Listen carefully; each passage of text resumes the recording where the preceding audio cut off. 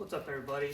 Thank you for watching this little video. Just getting started with the Automotive stuff. I've been dealing with my Civic since November of issues. I won't get too much into it. If you want to be involved with understanding, I'll make a little clip of what I've been dealing with. And although I've been having a hard time mentally process what was the issue for a while, because it's hard to actually break down to understand, because going through all the resources what I have to figure out what I can figure out the issue on this, it's been kind of hectic for me. I'll tell you about it in a little bit, but the reason why I have this video is to understand my principle of what jack to use on your car. I have two types of jacks right here. They're both low profile from Harbor Freight. They're good quality, to me they're good quality jacks so far, especially with the 3-ton.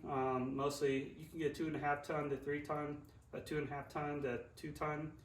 I prefer to have a 3-ton just in case I have other vehicles that needs more lifting that's heavier than like a Civic, like a truck or something like that. So as a reference with these type of jacks, I would like to go off of this is the best like supporting type of jack to use to lift a car, a sided car, than a standard of a low profile aluminum or type of jack that like this, because of the wheels. As a reference, why I rather have a jack to lift my car with this than that. There's two reasons. One, these are very flimsy design, and they don't have a lot of support for lifting a car up, especially like a Civic. I recommend only lifting this because of the outer supporting of the wheels, and has a better structure of lifting with a higher ton compared to a 1.5 ton. This is really good for, I would do is if you need to use this while you're lifting, and like say if you're doing motor mounts or control arm or anything like that, you are utilizing this for lifting one part, and you could use this if you want to support like a transmission lifting it up, to give it some safety ground. But I would not recommend trying to lift a car with this type of jack unless you have a higher ton weight trying to lift that actually has a outer wheels than a one center wheel. Because if you think about it, if you try to lift a car up, let's say if you're on gravel or rocks or anything like that, or you're doing on the snow or whatever, or wet surface, this is going to teeter-tot as much as you could, especially with the weight going up. This is it has a 3-point system. This is not really ideal for a lifting. This is 4-point load, so you have 4 corners to actually load like you're a car. Compared to this, when you start lifting this up, the weight comes away from the ground. Compared to this, is you have 4 corners, but you also have support to have each load. So when you start lifting this up, and say you get up to here and the vehicle feels unstable, it'll start shifting this thing forward like that, and that's not ideal.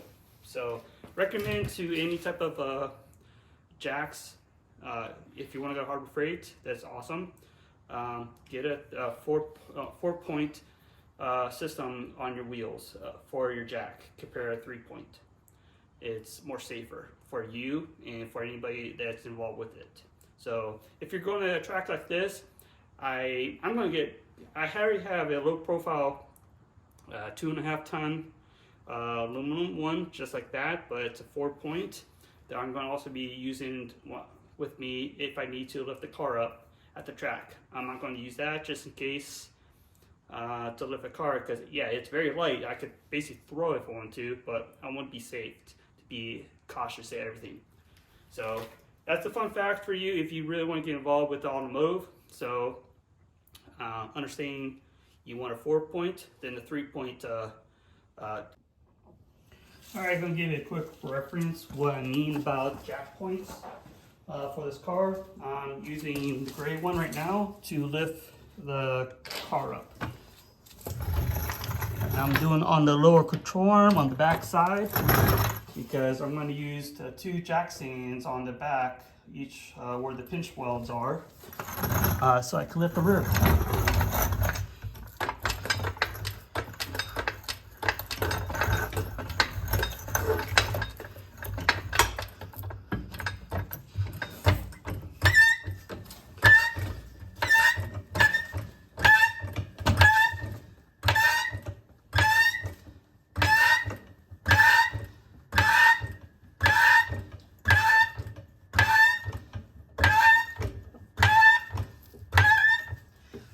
All right, now you can kind of see what I mean where I'm going to be pointing this out, but I'm going to use my 3-point jack on the other one for support.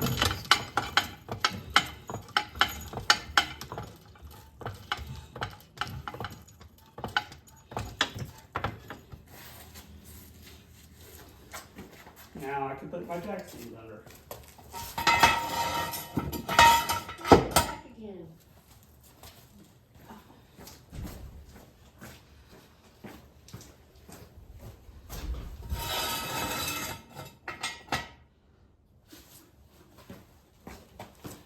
Alright, now I have it leveled with the both jacks in the right hold position.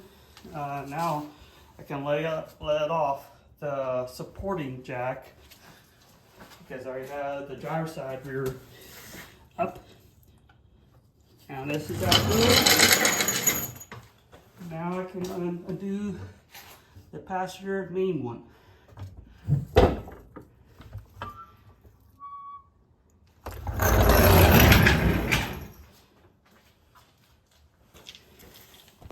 There's a good video for you guys to understand why you want a really supporting jack versus a helper jack. I call those helpers because they just help you out here and there, but it's not a really so good safety supporting jack. So get a 4-point jack and you're be safe.